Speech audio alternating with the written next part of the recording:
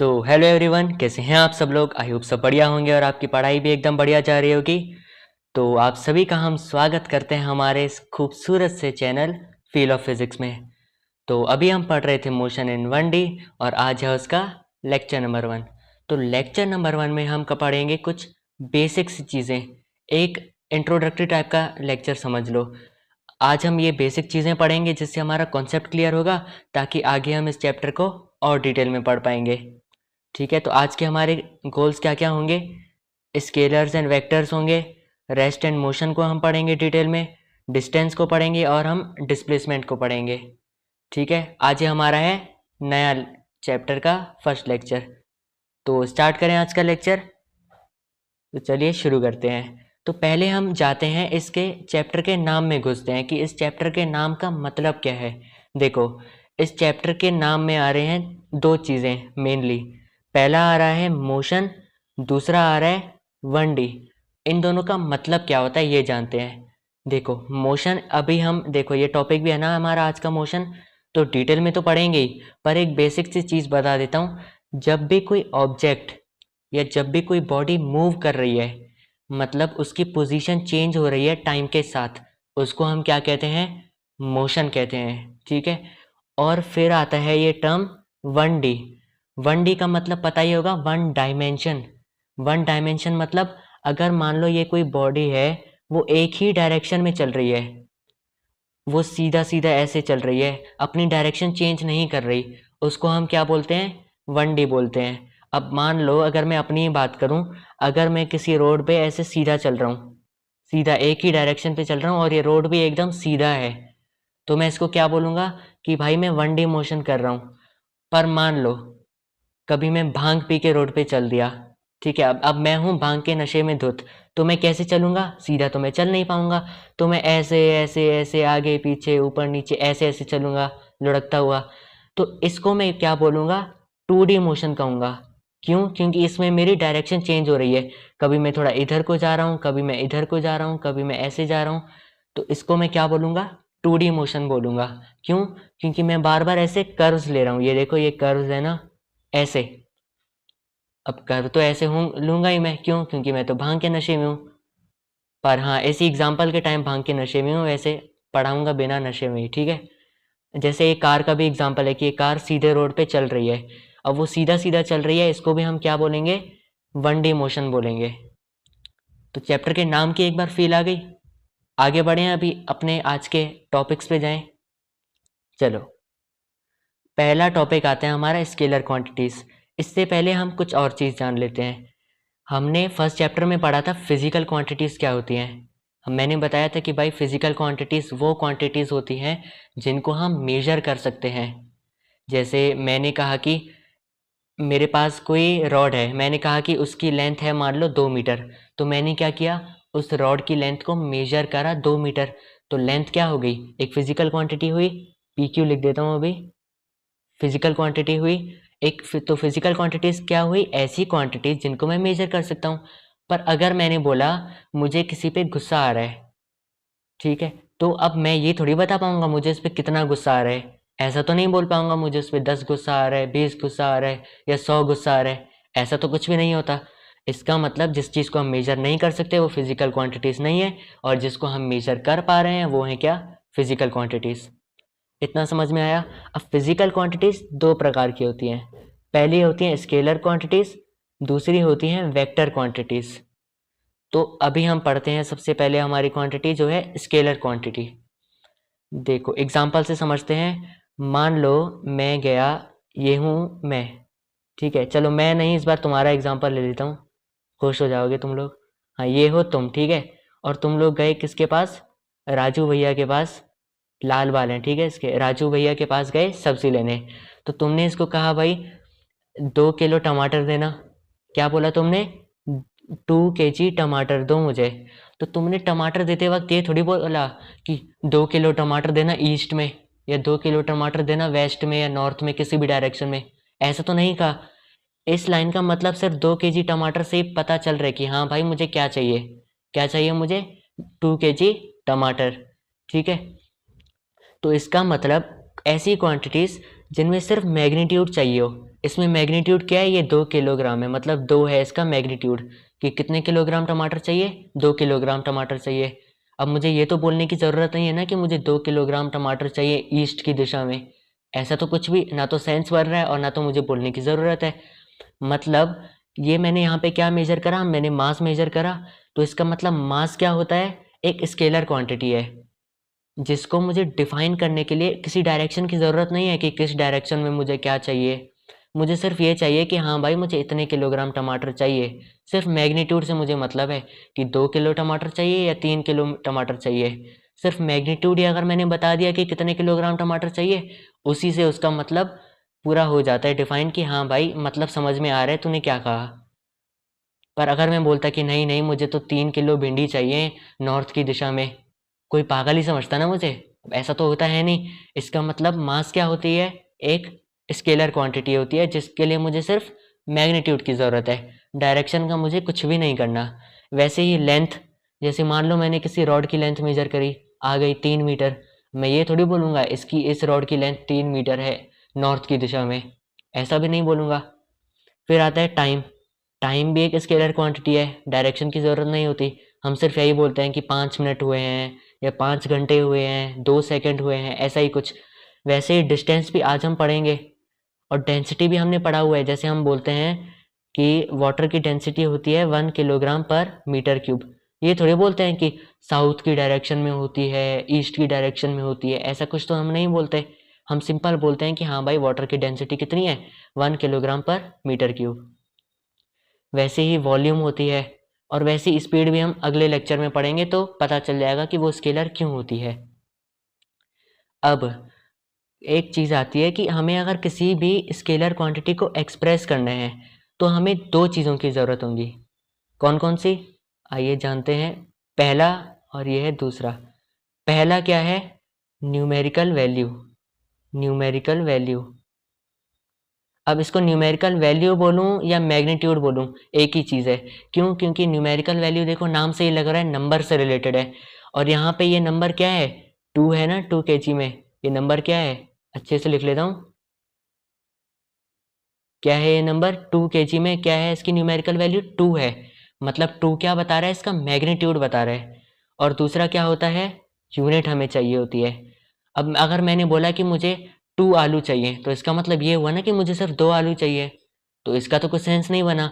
पर अगर मैंने उसके साथ यूनिट भी जोड़ दी तब जाके इसका मतलब पूरा होगा कि हाँ भाई मुझे 2 kg आलू चाहिए। मतलब मुझे किसी भी अगर स्केलर क्वांटिटी को बताना है, डिफाइन करना है, एक्सप्रेस करना है, तो मैं क्या करूँगा, मैग्नीट्यूड भी बताऊँगा कि कितना किलो चाहिए या कितना कुछ भी चाहिए, और यूनिट भी बताऊँगा कि किस चीज़ का चाहिए, किलोग्राम चाहिए, मीटर चाहिए, डिपेंडिंग अपॉन हमने क्या मेजर किया है। अब आता है एक और पॉइंट कि स्केलर क्वांटिटीज़ जो होती है ना, वो ऐड भी हो सकती हैं, सब्ट्रैक्ट भी हो सकती हैं, मल्टीप्लाई भी हो सकती हैं, डिवाइड भी हो सकती हैं सिंपल अरिथमेटिक मेथड से। सिंपल अरिथमेटिक मेथड का मतलब क्या है, जैसे हम सिंपल प्लस माइनस करते हैं ना, 2 + 3 कितना होगा, 5 होगा, 7 + 3 कितना होगा, 10 होगा। वैसे ही स्केलर क्वांटिटीज़ को भी हम प्लस माइनस कर सकते हैं। जैसे मैंने कहा, मैंने पहले 3 kg आलू लिए, ठीक है, फिर मैंने कहा कि मैंने 2 kg टमाटर लिए। पर अब मैंने पूछा कि हम मेरे पास टोटल मास कितना है, टोटल मेरे पास वेट जो है कितना है इन सामान का, तो मैं क्या करूँगा, 2 + 3 कर दूंगा = 5 kg। मतलब सिंपल कैलकुलेशंस करी ना मैंने। तो वैसे ही अगर मुझे स्केलर क्वांटिटीज़ में कभी भी मेजर करनी है तो मैं सिंपल कैलकुलेशंस करूँगा, कुछ और मेथड नहीं होता है इसका।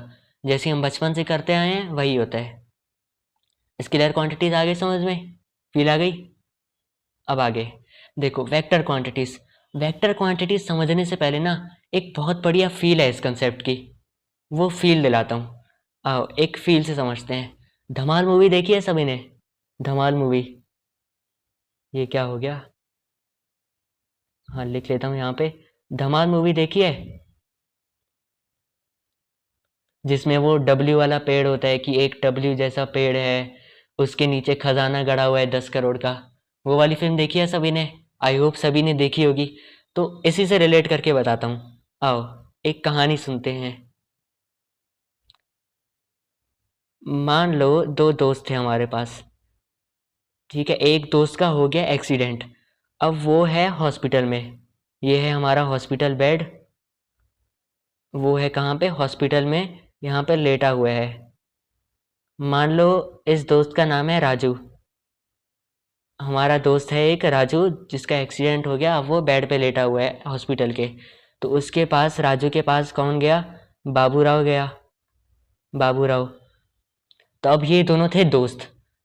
तो राजू कहता है बाबूराव को, अब राजू का अंतिम समय है, उसको पता है कि भाई मैं मरने वाला हूँ, मेरा एक्सीडेंट हुआ है। तो राजू क्या कहता है बाबूराव को कि मैंने ना बहुत सारा पैसा जमा किया था और मैंने उसको खजाना, मतलब एक खजाना में बंद करके गाड़ दिया था। कहाँ पे, गोवा में गाड़ा था, किसके नीचे, वही डब्ल्यू वाले पेड़ के नीचे। तो राजू ने ऐसा बोला बाबूराव को। अब बाबूराव था कैसा, लालची दोस्त था। तो बाबूराव राजू के लिए रुका भी नहीं, उसने उससे कुछ पूछा भी नहीं, उसने सिर्फ इसको ये बोला कि वो कहाँ पे है। तो राजू ने क्या बोला कि वो है पेड़ से 10 मीटर दूर, जो ये डब्ल्यू वाला पेड़ है उससे 10 मीटर दूर है। तो बाबूराव ने एकदम लालची था, उसने कुछ और सुना भी नहीं और वो इसकी खोज में निकल पड़ा। तो अब ये निकल पड़ा खोज में, पर यहीं पे उसने क्या कर दी, बहुत बड़ी गलती कर दी। आइए समझते हैं उसने गलती क्यों करी।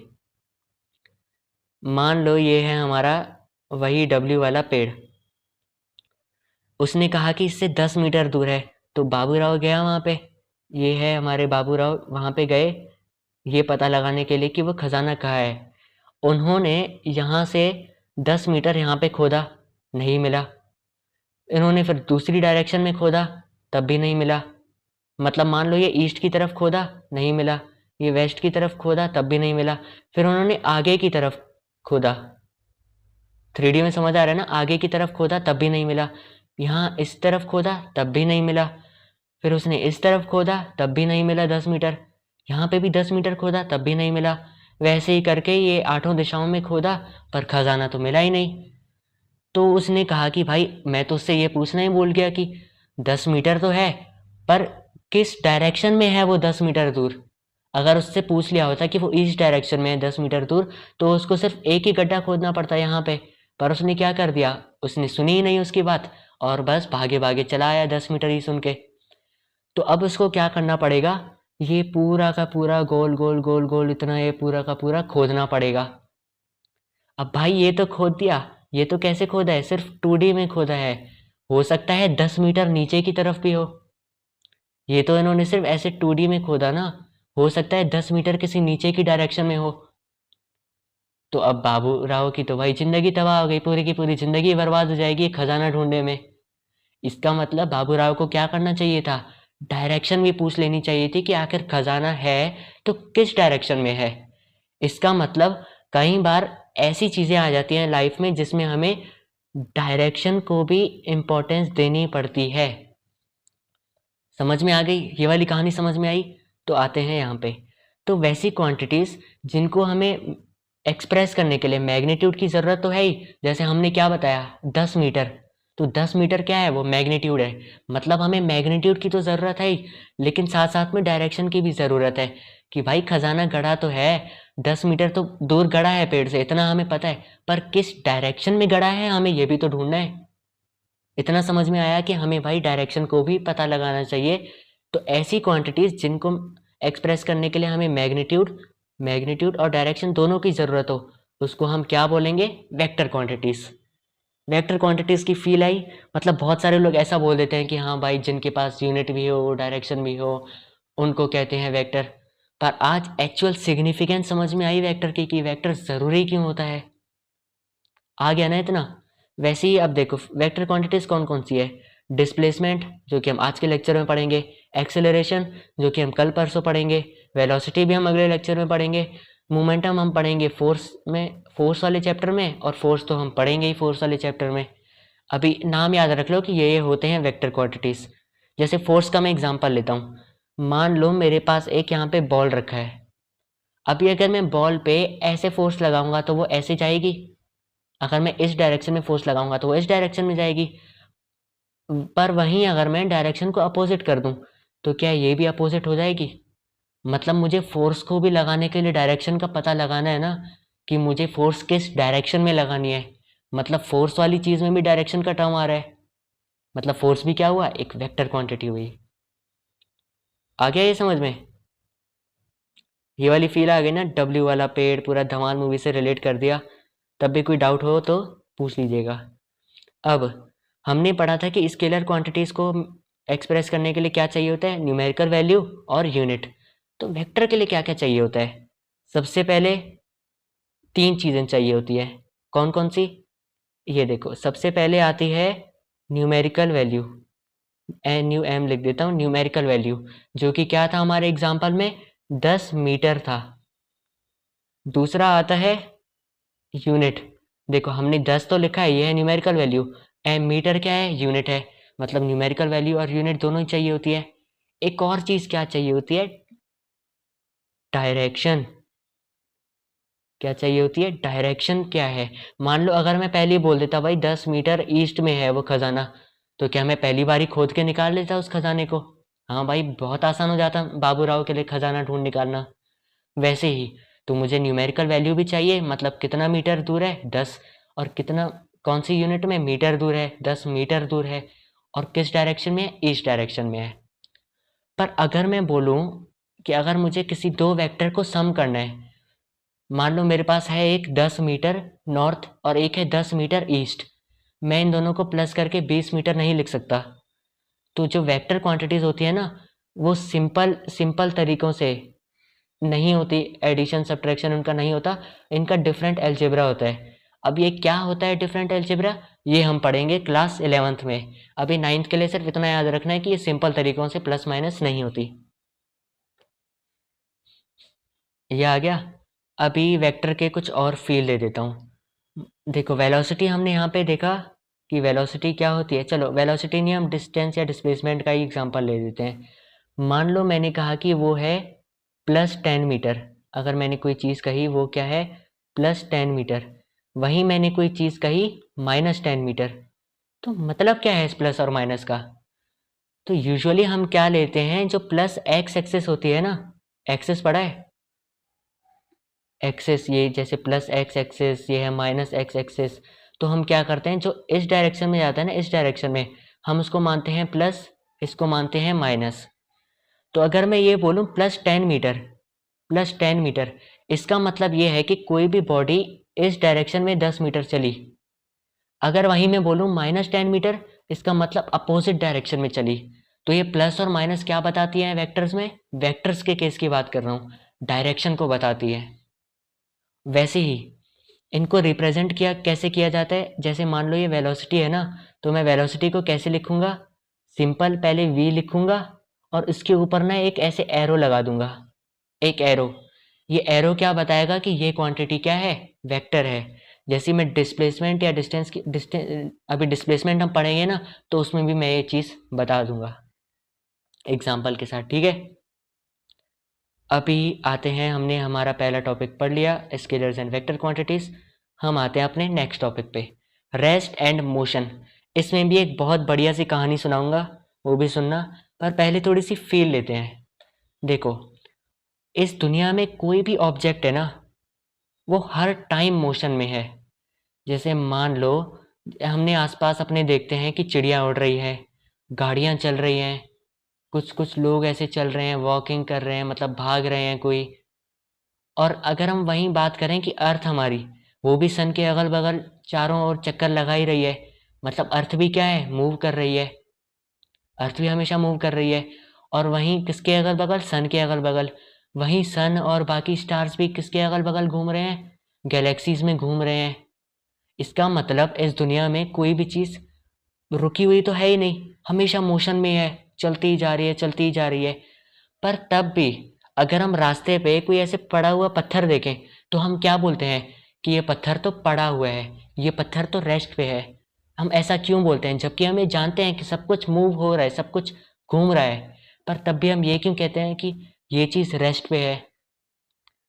आओ आओ इस चीज़ की फील लेता हूँ, फील दिलवाता हूँ, ठीक है। तो ये हैं आपके मास्टर, मतलब मैं।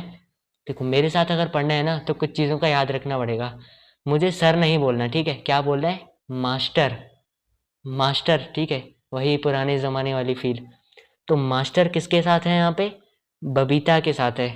अब बबीता के साथ शायद आपका इंट्रो ना हुआ हो अभी तक, तो बबीता, मेरी प्यारी बबीता, अब आगे समझ ही जाओ, ठीक है। तो झूले कभी पार्क वगैरह में गए होगे, ये वाला झूला देखा होगा ना, जायंट व्हील, ऐसे ऐसे ऐसे गोल गोल घूमता है। इसमें कोई कोई लोग बैठे होंगे, कोई कोई लोग डरते होंगे, अपनी अपनी इच्छा है। तो हुआ क्या, कहानी समझते हैं। मैं और मेरा दोस्त राजू, हम गए थे पार्क में। अब पार्क में क्या हुआ, मुझे मिली मेरी प्यारी बबीता, ठीक है। कौन मिली, मुझे मिली बबीता। तो अब इस झूले में क्या था, एक साथ दो ही लोगों के बैठने की जगह थी। तो मैंने क्या किया, मैंने राजू को भगा दिया कि राजू तू नहीं आएगा मेरे साथ, सिर्फ और सिर्फ मैं और बबीता ही बैठेंगे इस झूले में। तो मैं यहाँ पे हूँ, मैं, ये है आपके मास्टर जी, और ये है लाल लाल बबीता। हम दोनों इस झूले में बैठे हुए हैं और राजू बेचारा हमको यहाँ नीचे से देख रहा है कि भाई मास्टर कब आएंगे।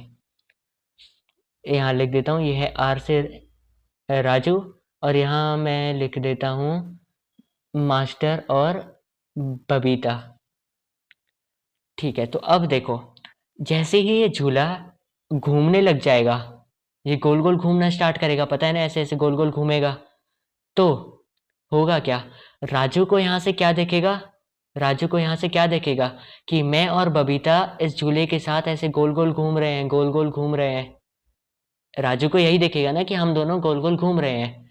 पर अगर मैं और बबीता झूले में है, एक ही झूले में, हम एक ही टाइम पे, मैं बबीता को देखूं, बबीता मुझे देखे, क्या मुझे बबीता घूमते हुए दिखाई देगी, नहीं। क्यों, क्योंकि मैं भी घूम रहा हूं, बबीता भी घूम रही है मेरे साथ, तो मुझे वो घूमते हुए दिखाई नहीं देगी, मुझे वो रेस्ट पे दिखाई देगी। जैसे गाड़ी में अगर हम बैठते हैं, जैसे मान लो अगर अभी हम रोड पे खड़े हैं, रोड पे खड़े हैं, हमारे सामने से एक गाड़ी गुजरी, तो मुझे क्या दिखेगा कि वो गाड़ी चल रही है, मूव कर रही है, मोशन में है। पर अगर मैं गाड़ी के अंदर बैठा हूँ, और अगर मैं गाड़ी के अंदर बैठा हूँ और मैं ड्राइवर को देखता हूँ, क्या मुझे ड्राइवर मोशन में दिखता है, नहीं। मुझे तो ये दिखता है भाई ड्राइवर तो मस्त बैठा है अपनी जगह पे, एक ही जगह पे बैठा है और गाड़ी चला रहा है। भले ही वो गाड़ी चल रही है, वो मूव कर रही है, पर तब भी मुझे क्या दिख रही है, मुझे तब भी वो क्या दिख रही है, रेस्ट पे ही दिख रहा है वो ड्राइवर। तो इसका मतलब हुआ क्या, रेस्ट और मोशन रिलेटिव टर्म्स हैं, वो डिपेंड करता है कि हम कहाँ से देख रहे हैं।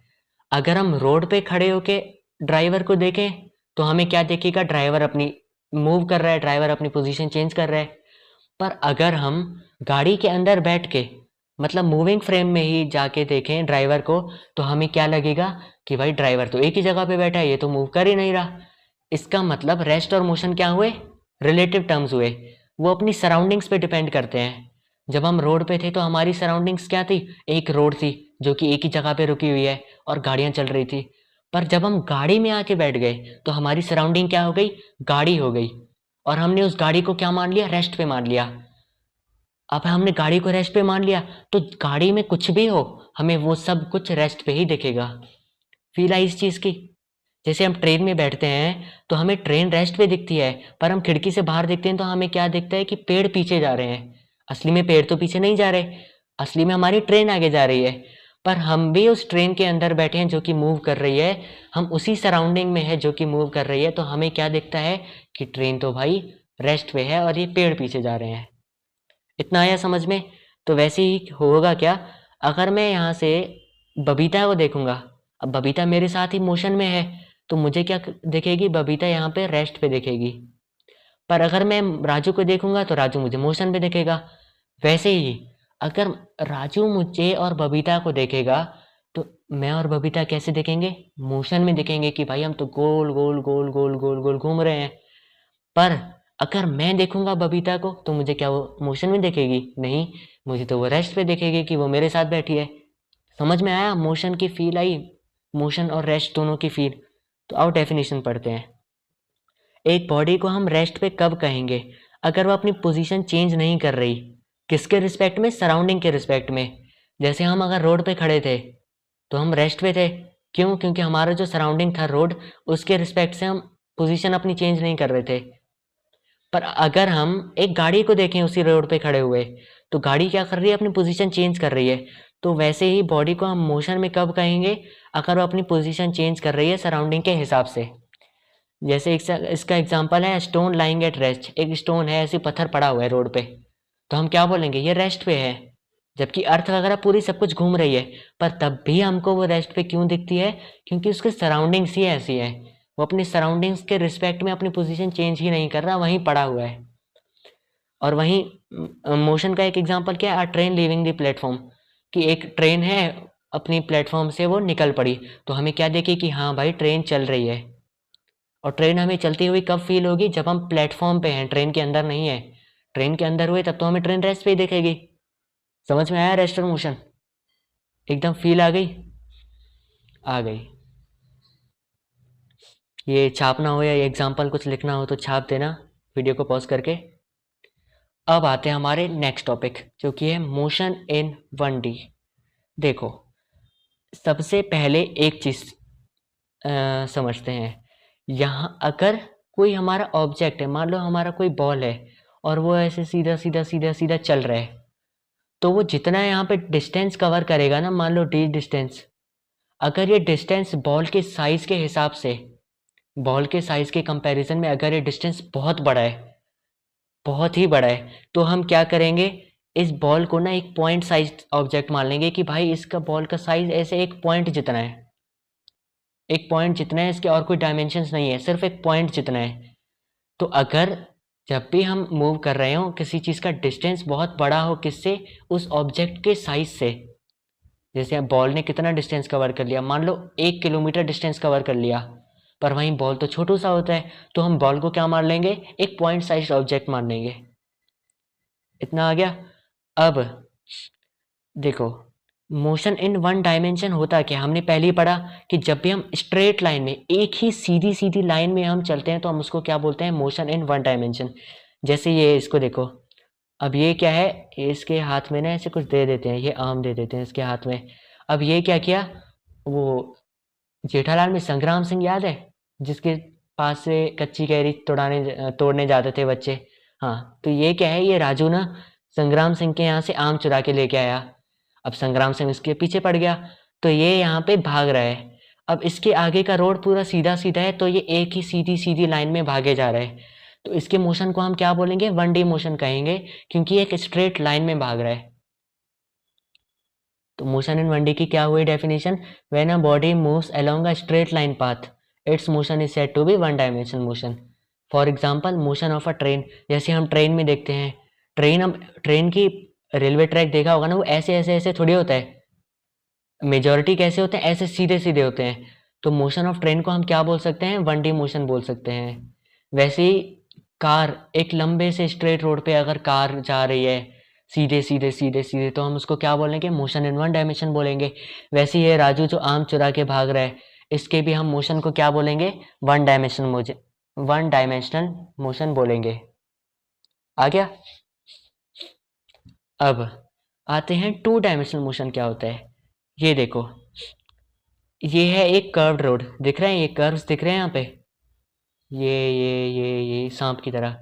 यहाँ पे देखो, हमने एक्सेस पढ़ी है, एक्सेस कि 3 तरह की एक्सेस होती है, एक्स वाई जेड। ये देखो, ये होती है एक्स, ये होती है वाई, और यहाँ एक और होती है 3D में जेड। ये होती है एक्स, ये है वाई, ये है जेड। ये हमने पढ़ा है। अगर अभी इनके हिसाब से बताता हूँ, 1D 2D और 3D। अगर कोई भी ऑब्जेक्ट एक ही डायरेक्शन में जा रही है, मान लो एक्स एक्सिस में, तो उसको हम क्या बोलेंगे? मोशन इन 1 डायरेक्शन, 1 डायमेंशन, या तो मोशन इन 1 डायरेक्शन, जो भी बोलो। अगर वो इन दोनों, ये एक्सिस है ना एक्स और जेड, इन दोनों के बीच में या इन दोनों के प्लेन में, देखो प्लेन पता है ना, ये सीधा सीधा सीधा सीधा ऐसे, अगर ये इनकी डायरेक्शन में जा रही है, अगर कोई भी ऑब्जेक्ट इनकी डायरेक्शन में जा रहा है, मतलब सीधा भी जा रहा है और वहीं ऐसे कुछ कुछ कर्व्स भी ले रहा है, डायरेक्शन भी चेंज कर रहा है, तो हम उसको क्या बोलेंगे? मोशन इन 2 डायमेंशन बोलेंगे। जैसे ये पहले सीधा जा रहा था, फिर मुड़ा, फिर सीधा जा रहा था, फिर मुड़ा, फिर सीधा गया, फिर मुड़ा, तो इसको हम क्या बोलेंगे? 2 डायमेंशनल मोशन बोलेंगे। पर अगर कोई ऑब्जेक्ट सीधा भी जा रहा है, कोई ऑब्जेक्ट मुड़ भी रहा है, वहीं कोई ऑब्जेक्ट ऊपर की डायरेक्शन में भी जा रहा है, मतलब हवा में भी जा रहा है, ऊपर नीचे भी हो रहा है, आगे भी जा रहा है, इधर भी जा रहा है, पर वहीं ऊपर भी जा रहा है, ऊपर की डायरेक्शन में इन द सेंस आसमान की तरफ, वैसे, तो उसको हम क्या बोलेंगे? 3 डायमेंशनल। वो तीनों डायमेंशन में है। जैसे एक एग्जांपल समझाता हूँ 3 डायमेंशन का। देखो 2 डायमेंशन का एग्जांपल पहले समझ में आ गया ना, motion on a curved road, एक कर्व्ड रोड की अगर हम बात करें। वैसे ही 3 डायमेंशन का एग्जांपल क्या है, ये देखो, ये होता है एक क्यूब, पता है ना। अब इसमें देखो, इसमें क्या हमें 3 डायरेक्शंस दिख रही है, एक है ऐसी, एक है ऐसी सीधी सीधी, एक है ऐसी दूसरी डायरेक्शन में 90 डिग्री से, और एक है ऊपर की तरफ, एक है ऊपर की तरफ। विजुअलाइज करो इस 3D को, एक है सामने, एक है मतलब आगे की तरफ, एक है हमारी तरफ मतलब मोबाइल फोन की तरफ, जो भी हमारी स्क्रीन है, सॉरी, हाँ, जो भी हमारी यहाँ पे स्क्रीन है, एक उसकी तरफ और एक है ऊपर की तरफ, आसमान की तरफ। वैसे समझ में आ रहा है ना। तो यहाँ पे क्या हुई, 3 डायरेक्शंस हुई, तो हम इसी को क्या बोलते हैं, 3 डायमेंशनल मोशन बोलते हैं। जैसे for example motion in space, space in the sense वो वाला स्पेस नहीं, अंतरिक्ष वाला स्पेस नहीं, मतलब हम अपनी नॉर्मली लाइफ में भी देखते होंगे कि हम क्या करते हैं, कभी कभी हम सीधा चलते हैं, कभी कभी हम इधर या उधर मुड़ते हैं, और कभी कभी क्या करते हैं, हम जंप भी करते हैं। तो वैसे ही अगर हम सीधा चल रहे हैं, कभी कभी हम मुड़ भी रहे हैं, कभी कभी हम जंप भी कर रहे हैं, तो हम क्या करते हैं, हम तीनों ही डायरेक्शन में हम मूव करते हैं। तो इसको हम क्या बोलते हैं, इसको हम बोलते हैं 3D मोशन। आ गया समझ में। तो 3D मोशन क्या होता है, मोशन इन स्पेस होता है, या तो जैसा मोशन हम करते हैं यूजुअली, आगे चले, इधर चले, उधर चले, कभी जंप कर लिए, कभी नीचे हो गए, कुछ कर दिया, ठीक है। वैसे ही मोशन इन वन डायमेंशन की भी फील आ गई। अभी हम आते हैं हमारे आखिर के टॉपिक्स में, जो कि है डिस्टेंस। अब देखो डिस्टेंस होता क्या है, इसके लिए हम फिर से एक कहानी वही अपने लीजेंडरी राजू भैया को लेंगे। तो हुआ क्या, आज सुबह ना राजू भैया स्कूल के लिए उठे, पर हुआ क्या कि उनका अलार्म नहीं बजा, वो हो गए लेट।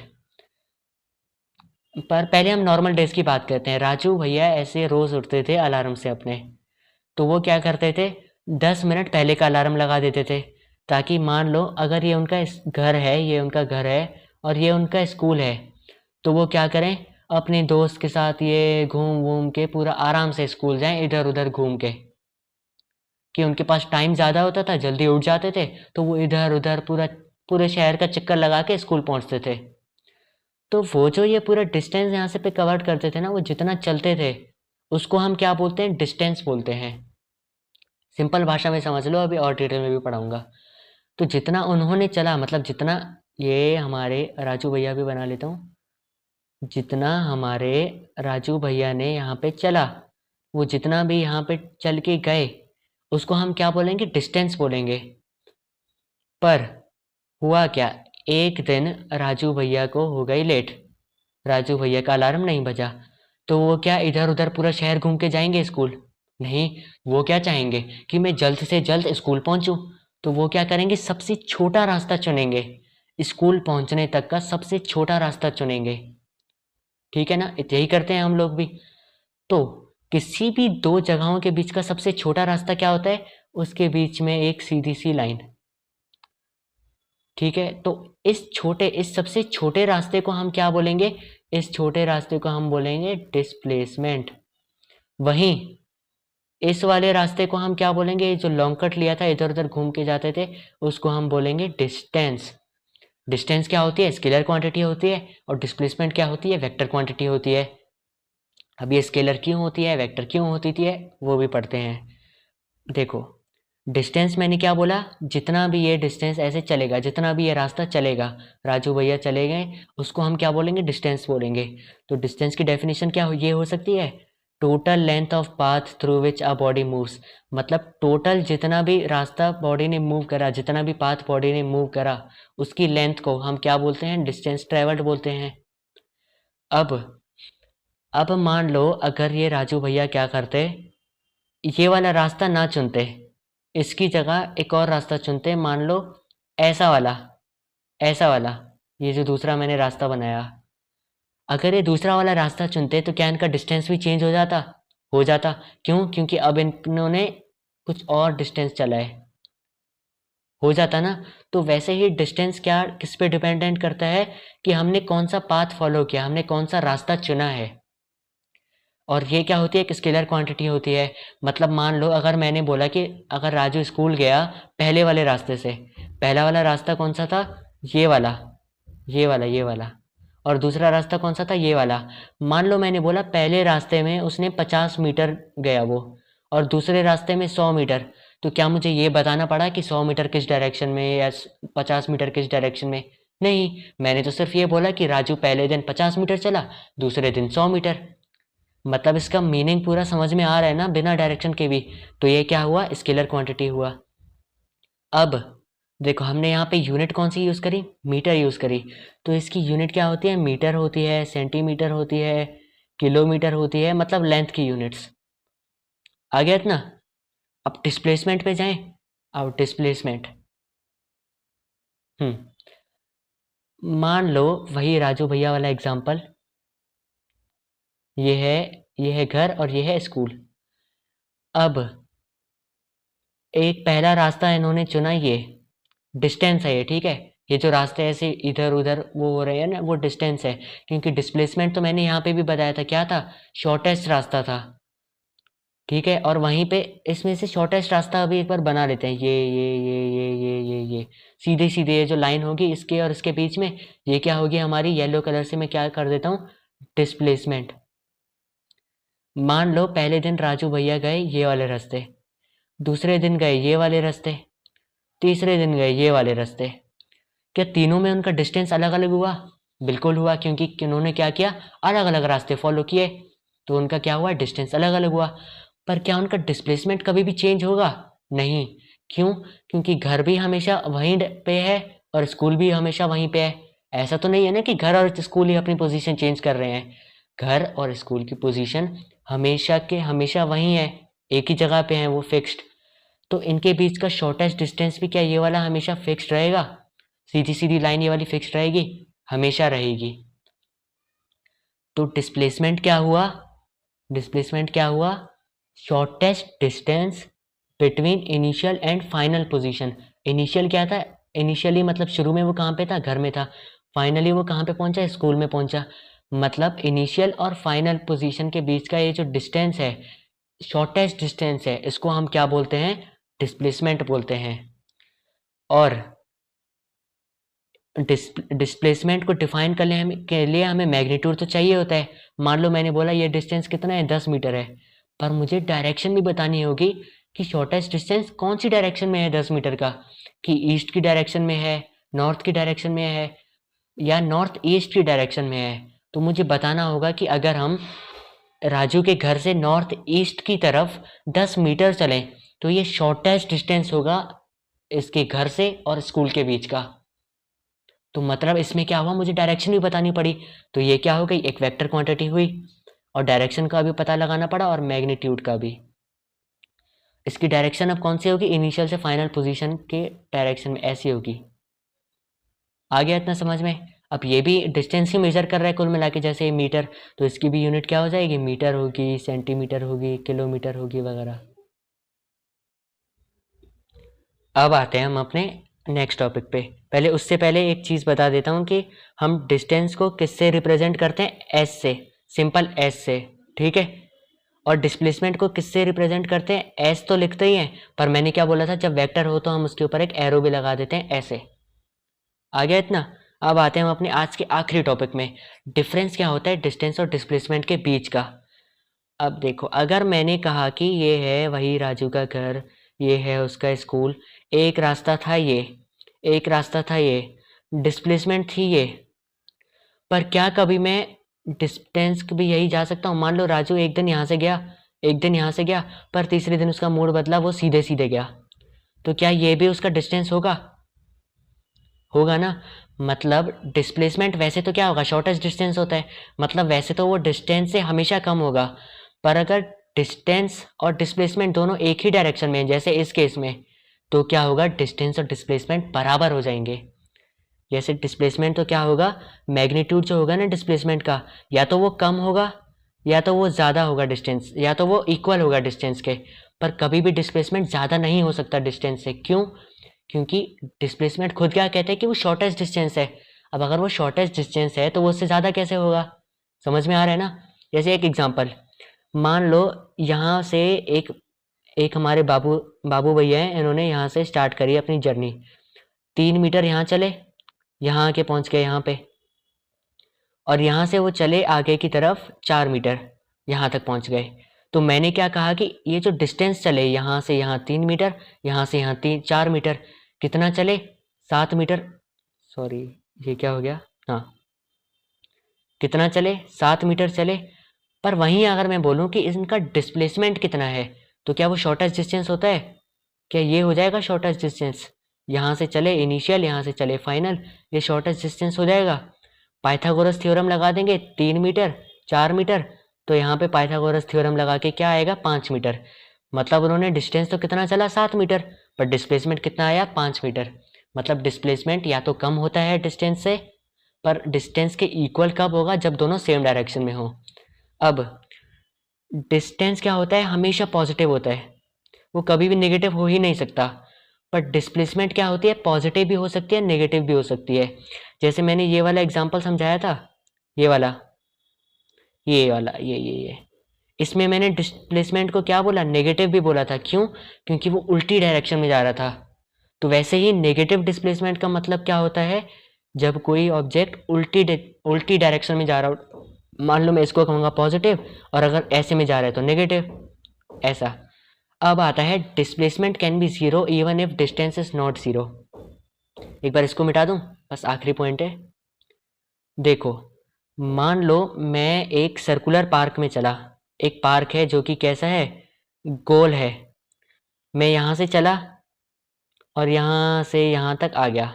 चलो गोल भी नहीं मानते, हम इसको मानते हैं स्क्वायर शेप का। ऐसा है एक पार्क, ठीक है। मैं यहाँ से चला, ऐसे गया, यहीं पे आ गया। तो इसका मैंने डिस्टेंस कितना चला? मान लो ये एक की लेंथ है 10 मीटर, डिस्टेंस कितना चला? ये वाला 10 मीटर, ये वाला 10 मीटर, ये वाला 10 मीटर, ये वाला 10 मीटर, टोटल कितना हुआ? 40 मीटर। पर डिस्प्लेसमेंट कितना हुआ? 0। क्यों? क्योंकि डिस्प्लेसमेंट क्या होता है? इनिशियल और फाइनल पोजीशन के बीच का डिस्टेंस। पर मैंने तो भाई स्टार्टिंग भी यहीं से की थी, पहुंच भी यहीं गया, तो इन दोनों के बीच का कुछ डिस्टेंस तो बचा ही नहीं। क्यों? क्योंकि मेरी स्टार्टिंग और फाइनल पोजीशन सेम ही हो गई, तो डिस्प्लेसमेंट क्या हो गया? 0 हो गया। इसका मतलब डिस्प्लेसमेंट क्या हो सकता है? 0 हो सकता है, भले ही डिस्टेंस क्या हो? 0 ना हो। समझ में आया? पहले लेक्चर की फील आ गई। नेक्स्ट लेक्चर में हम पढ़ेंगे, मतलब आज के लिए इतना ही। नेक्स्ट लेक्चर में हम पढ़ेंगे स्पीड और वेलोसिटी के बारे में। तो उम्मीद है आज के जो भी पढ़ाया वो समझ में आया होगा। कोई डाउट हो तो पूछ लीजिएगा। तब तक के लिए पढ़ाई करते रहें। All the very best.